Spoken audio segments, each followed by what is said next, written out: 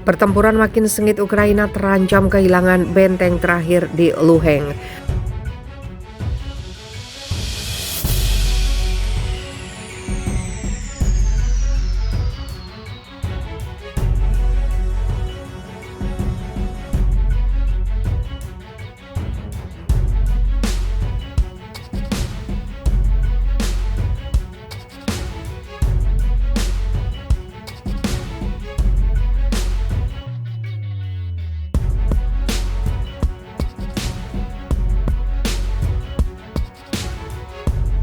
Pertempuran makin sengit, Ukraina terancam kehilangan benteng terakhir di Luhansk.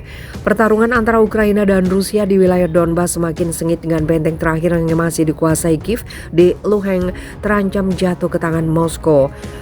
Lysychansk menjadi pertaruhan besar sebagai wilayah yang masih dikuasai Ukraina di Luhansk. Perwira dari milisi rakyat Luhansk yang pro-Rusia, Andrei Marko, mengatakan bendera martil dan arit dari milisi tersebut sudah berkibar di atas gedung administrasi di Lysychansk seperti dimuat tas. Media Rusia juga menayangkan video milisi Luhansk berparade di jalan-jalan Lysychansk sambil mengibarkan bendera dan bersorak. Kendati begitu, militer Ukraina membantah klaim tersebut. Juru bicara Garda Nasional Ukraina, Ruslan Musicuk, mengatakan kota itu masih berada di tangan Ukraina. Sekarang ada pertempuran sengit di dekat Lysychansk, namun untungnya kota itu tidak dikepung dan berada di bawah kendali tentara Ukraina, kata Musicuk. Dia mengatakan situasi di daerah Lysychansk dan Bakhmut serta wilayah Kharkiv adalah yang paling sulit di seluruh garis depan. Tujuan musuh di sini tetap akses ke perbatasan administratif wilayah Donetsk dan Luhansk, juga ke arah Slovakia. Musuh mencoba melakukan aksi penyerangan. Penasihat Kementerian Dalam Negeri Ukraina, Vadim Denisenko, mengatakan klaim Rusia telah mengepung Lysychansk adalah kebohongan yang bertujuan untuk menurunkan moral Ukraina dan mendorong pasukan pro-Rusia.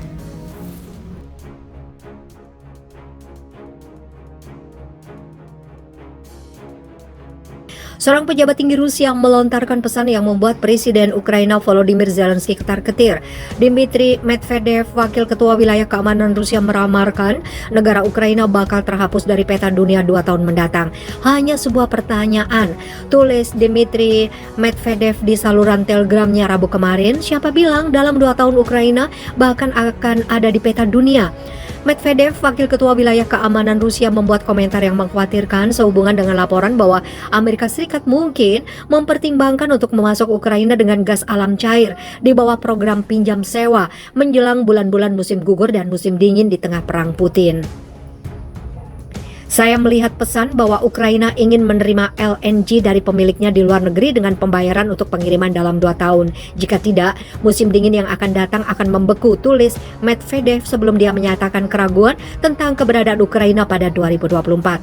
Amerika tidak peduli lagi, tambahnya, mereka telah berinvestasi begitu banyak dalam proyek anti Rusia, sehingga yang lainnya tidak berarti apa-apa bagi mereka. Beberapa hari sebelumnya, saat perang Putin melawan Ukraina mendekati tanda 100 hari, Medvedev mengeluarkan peringatan kepada komunitas internasional, mengatakan bahwa 4 penunggang kuda kiamat dari kitab Wahyu dalam perjanjian baru Alkitab akan datang. Kantor berita pemerintah Rusia TASS mengutip Medvedev yang mengatakan selama wawancara dengan Al Jazeera TV bahwa seseorang dapat percaya bahwa penunggang kuda kiamat sudah dalam perjalanan dan semua harapan ada pada Tuhan Yang Maha Kuasa. Sekutu lama Putin ini menambahkan bahwa segala sesuatunya telah dimulai, namun seseorang masih dapat mencoba untuk meredakan situasi internasional ini, Newsweek melaporkan sebelumnya.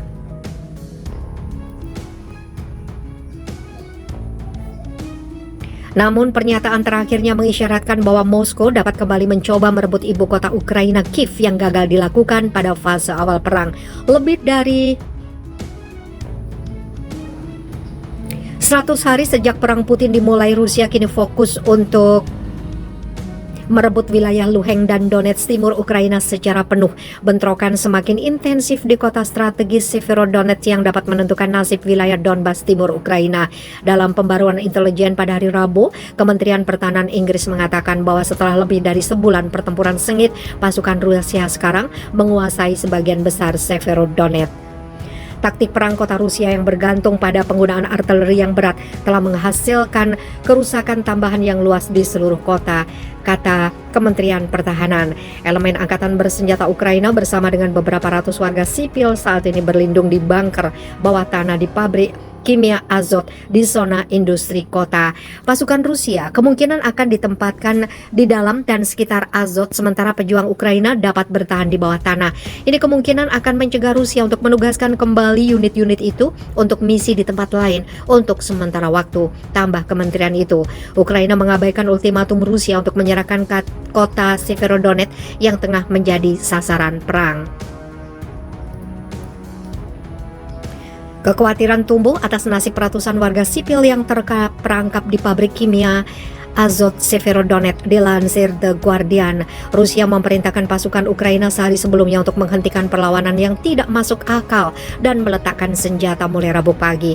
Peringatan itu dikeluarkan saat Moskow telah menguasai 80% Severodonetsk, sebuah kota yang telah menjadi titik fokus kemajuan Rusia di timur negara itu.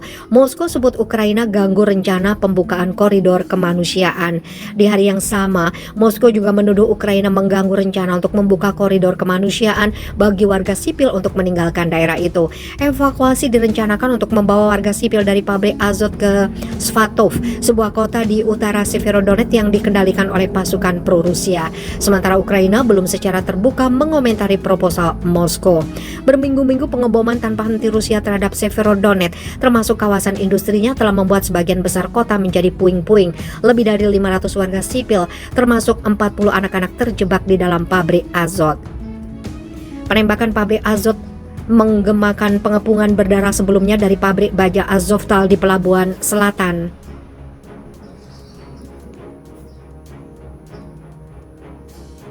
Mariupol, tempat ratusan pejuang dan warga sipil berlindung dari penembakan Rusia. Juru bicara kantor urusan kemanusiaan Perserikatan Bangsa-Bangsa, Saviano Apre, menggambarkan situasi di Azot sebagai keprihatinan besar.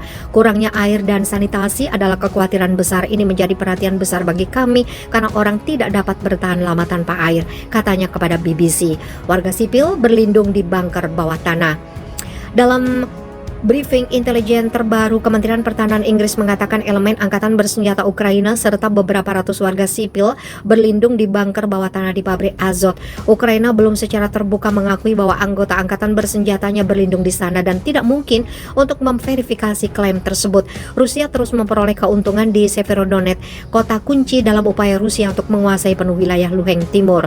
Wali kota Severodonetsk, Alexander Sryuk, mengatakan kepada televisi Ukraina pada Rabu sore bahwa pasukan Rusia berusaha mendorong ke arah pusat kota. Ini adalah situasi yang sedang berlangsung dengan keberhasilan parsial dan kemunduran taktis, kata Sryuk.